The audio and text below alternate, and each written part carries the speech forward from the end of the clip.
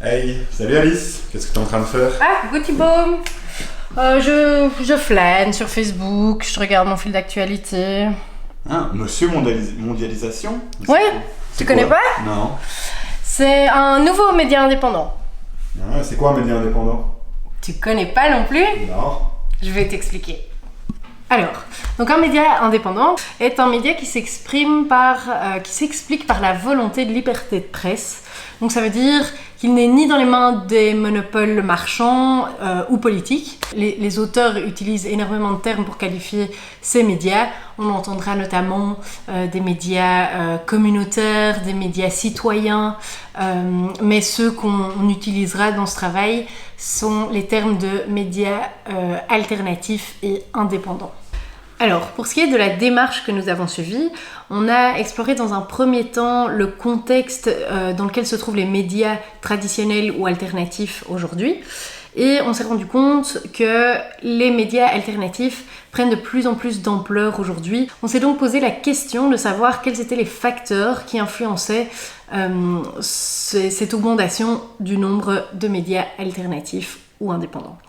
Alors, nous avons posé 3 hypothèses que nous allons vous mentionner plus tard. Et pour ce qui est de la démarche, donc comme je le disais, nous avons décomposé ces hypothèses en variables. Nous avons pris chacune de ces variables et regardé quelles informations étaient disponibles par rapport à ces variables. Nous avons, en fonction de ces informations, pu infirmer ou affirmer les hypothèses que nous avons posées. Alors, pour cette première hypothèse, nous sommes demandé si l'influence grandissante et l'augmentation du nombre d'utilisateurs des réseaux sociaux pouvaient expliquer le nombre de plus en plus élevé de nouveaux médias indépendants qui voyaient le jour. Donc pour expliquer cette hypothèse, nous l'avons décrite en 3 facteurs. Donc le premier facteur est la démocratisation de l'offre numérique. Maintenant, tout le monde a accès à l'offre numérique pour un prix de plus en plus raisonnable. Deuxième facteur, le développement rapide des réseaux sociaux et le basculement de certains journalistes vers ces réseaux sociaux qui trouvent en cette nouvelle manière de travailler une sécurité financière qui n'existait pas il y a quelques années et une plus grande liberté d'expression par rapport aux médias traditionnels.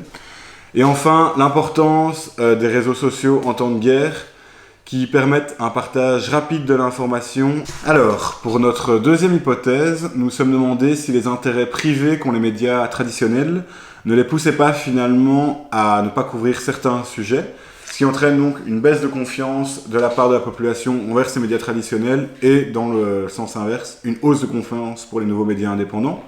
Donc, pour répondre à cette hypothèse, les 2 facteurs que nous avons développés, c'est donc l'explosion des réseaux sociaux, les fake news, ainsi que la politisation des médias traditionnels expliquent réellement une baisse de confiance de la part des concitoyens envers les médias traditionnels.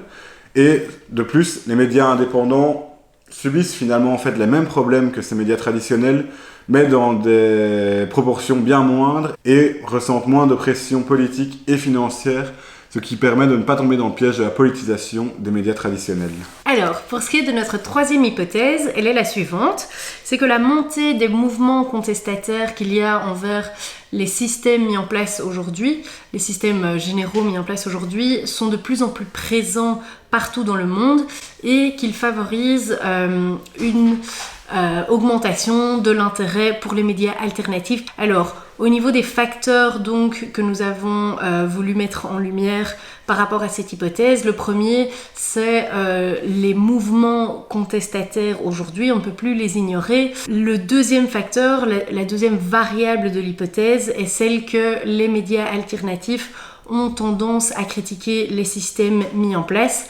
En effet, on a pu voir dans les informations disponibles qu'ils sont apparus parce qu'ils voulaient donner la parole justement aux mouvements sociaux, la parole à ceux qui n'avaient pas l'occasion de le faire à travers les médias traditionnels. Donc pour conclure cette présentation et en regardant notre travail, nous avons trouvé qu'il portait en fait uniquement sur de la recherche de littérature scientifique et autres. Donc nous sommes donc demandé si on avait dû faire quelque chose de différent. Cela aurait sûrement été le fait de pouvoir interroger des professionnels des médias. Confronter leur avis aurait permis de donner une nouvelle dimension à notre travail et nous aurait permis de confronter notre recherche de littérature à la réalité du terrain.